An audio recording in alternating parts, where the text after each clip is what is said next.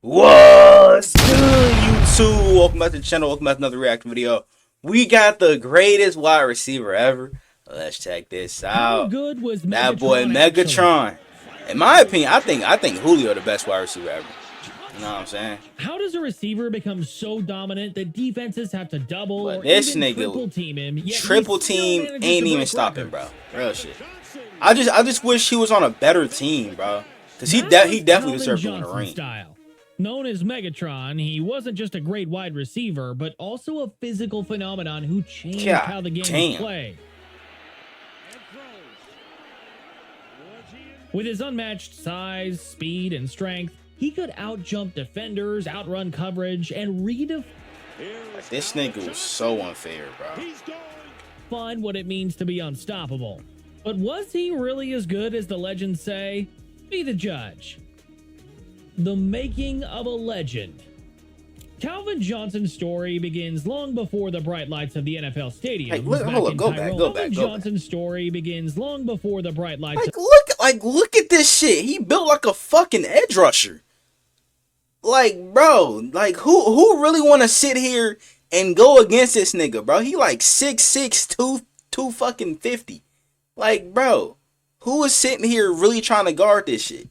Of the NFL stadium. Nobody, not me, Georgia, for sure, not me. Hard-working kid showed signs of extraordinary talent. From a young age, Johnson stood out, not just for his height. He was already towering over his peers by middle school, but for his love of the game and his relentless work ethic. By the time he reached Sandy Creek High School, coaches and scouts were already taking notice. His high school performance was nothing short of electrifying. Johnson excelled in multiple sports, but football was where he shined the brightest.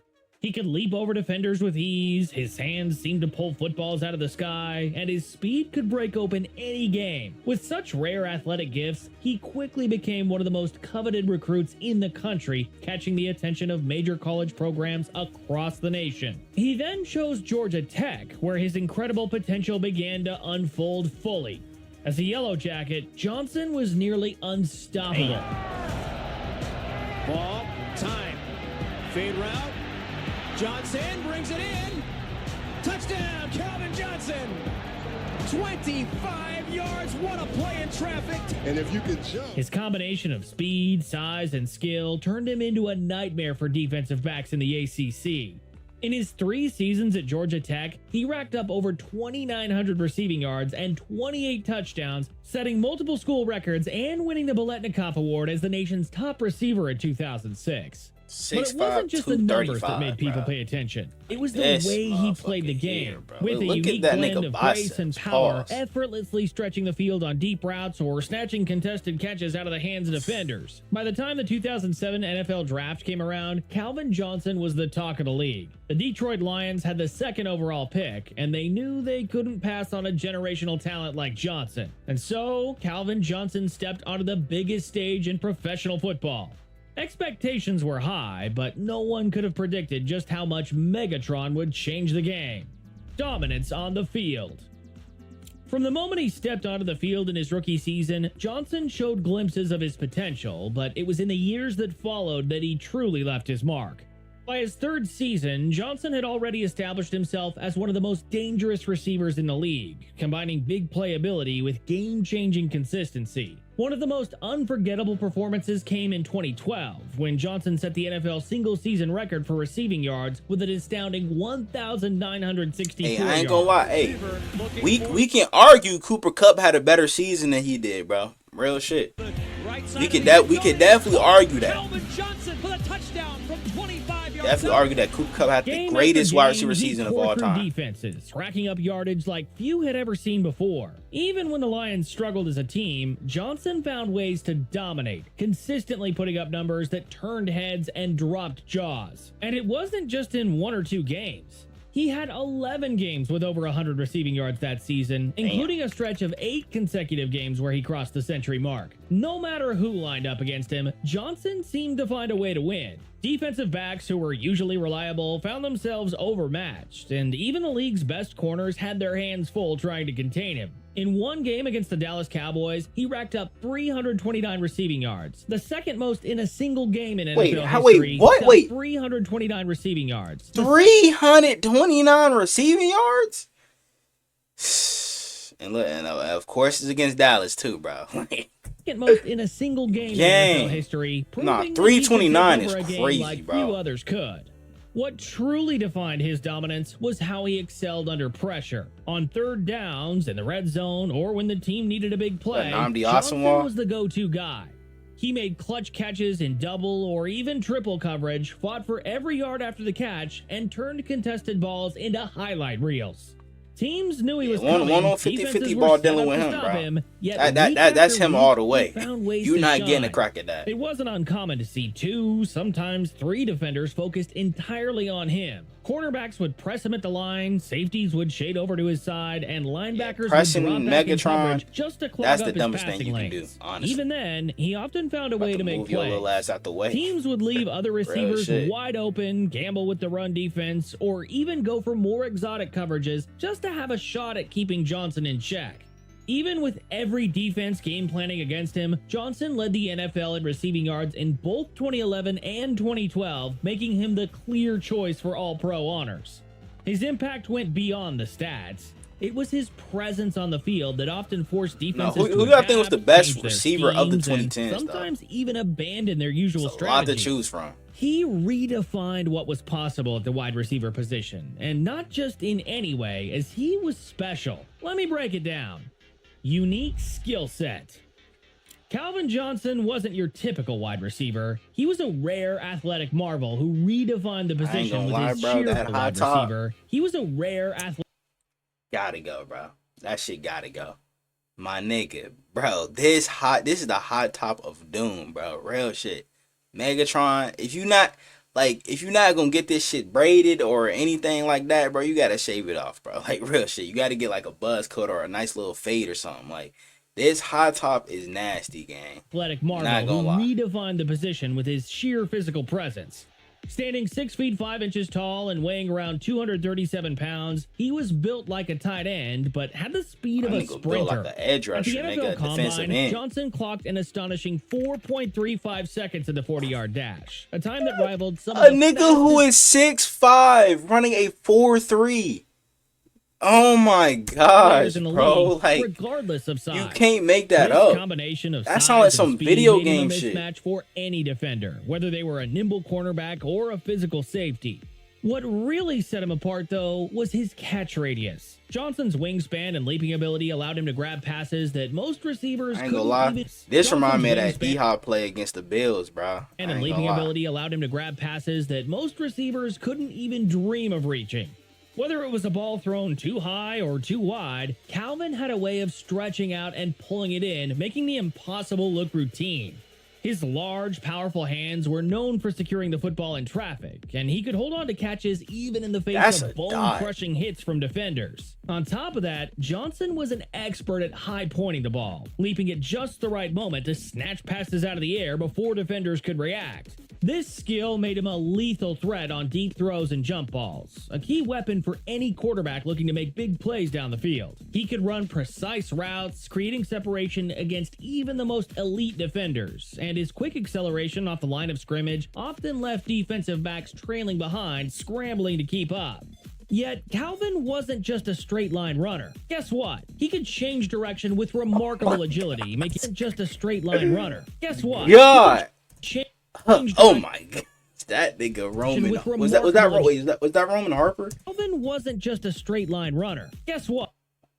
He could I think it was. Change direction. That nigga got punched in the mouth. Sharp cuts that left defenders guessing. Shit. His versatility on the field meant he could play anywhere.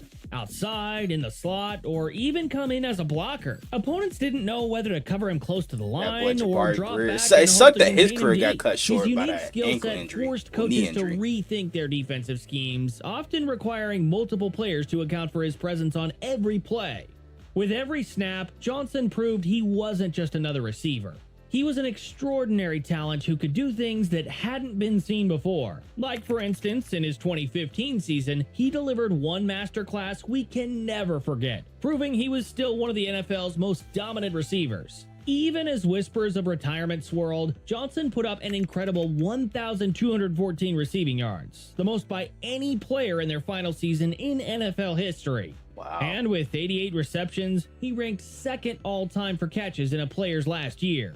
But at just 30 years old, with plenty of gas left in the tank and a resume that was still building, he chose to walk away from the game. And what's crazy is, like, I think he had at least, like, because he was 30, right? I feel like he had at least, like, 5 more years left in him, bro. Real shit. But I think, like, injuries started to, you know what I'm saying, pile up and shit.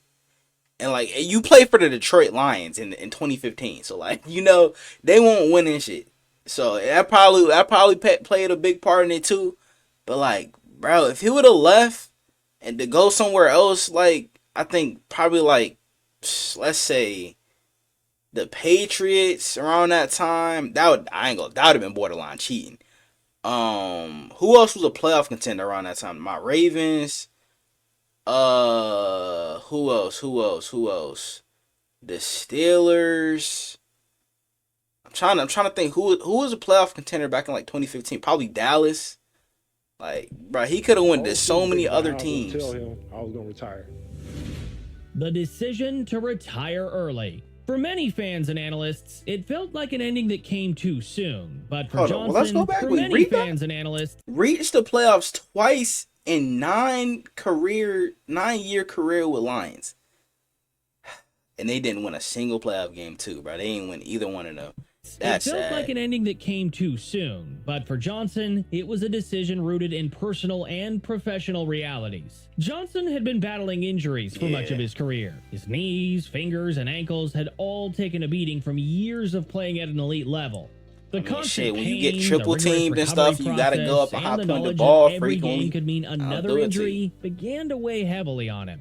He often played through the pain that would sideline most players, showing up week after week, doing whatever he could for his team. But over time, the physical toll started to add up, and he began to see a different future. Well, he for on the himself, cover of a Madden. where he could enjoy life after football. It's like Madden. without Was it constant Madden pain or 13? He was debilitating on the cover injuries. of. Another factor in his decision was the state of the Detroit Lions. Despite his incredible performances, the team had struggled to find consistent success. Johnson had endured years of rebuilding, coaching changes, and a lack of postseason appearances. Despite his best efforts, the Lions never truly became contenders.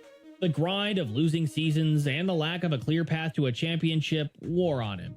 In interviews, he spoke about the difficulty of giving everything he had, physically and mentally, to a team that couldn't seem to turn the corner. By choosing to retire I'm gonna keep it a early, buck though. Calvin may have Nowadays, you're definitely seeing a receiver requested trade, bro. You know what I'm saying? Because not getting a single playoff win like in 9 years and only getting to the playoffs like twice in the 9 years, bro. He would have definitely requested a trade, bro. If this was like nowadays, he would have definitely requested a trade after like probably like 5 years or so. Definitely would have requested a trade because there's no way. But he left the game with his head held high, knowing that he gave everything. He a loyal one, gang. He will always be remembered as one of the best. We don't see those nowadays with players. A true legend who changed the game forever. So, knowing all this, here's the big question. If he had played longer, could he have become the undisputed greatest wide receiver in NFL history? Or did his early exit add even more to the legend that surrounds him today?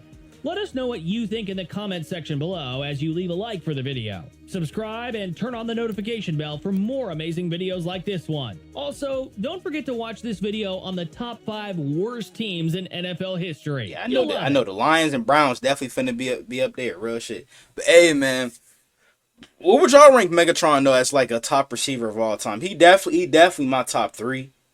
If I had to rank him, probably be Julio Jones. Probably Megatron, then Randy Moss, because I didn't really get to watch Randy Moss play in his prime, you know what I'm saying? When he went to the Patriots, that's when I, you know what I'm saying, started watching him and shit, because I wasn't really born in the 1900s and shit, you know what I'm saying? So I didn't really get to see him play in his prime, but definitely my top 3 for sure. 4, 4 is definitely tricky, bro. I'm gonna keep it a buck. I'm gonna throw Larry Fitzgerald in my 4. I'm gonna keep it a buck, bro. Cause Larry Fitz, especially when it came playoff time, that nigga was nasty, real shit. And then my 5, as much as this nigga used to piss me off, bro, I'm gonna go AB. That I hated going against the Steelers twice a year with that nigga on the team. I'm gonna keep it a buck. But that's definitely my top 5 for sure. I want to know what you guys think down in the comments below. Y'all let me know what other NFL videos I want to react to. Without further ado, I'm out. I'ma make them feel me, make them people when they show me. And if you don't know me, I'ma make sure that you know me. I hate to say it, but I really think I'm broke. But I know I'm chosen, I really know I'm chosen. I know I'm chosen. I was just lost a year ago, but now I'm focused. When good at sports, this microphone can be my trophy. Not taking drugs, I found a better way of coping.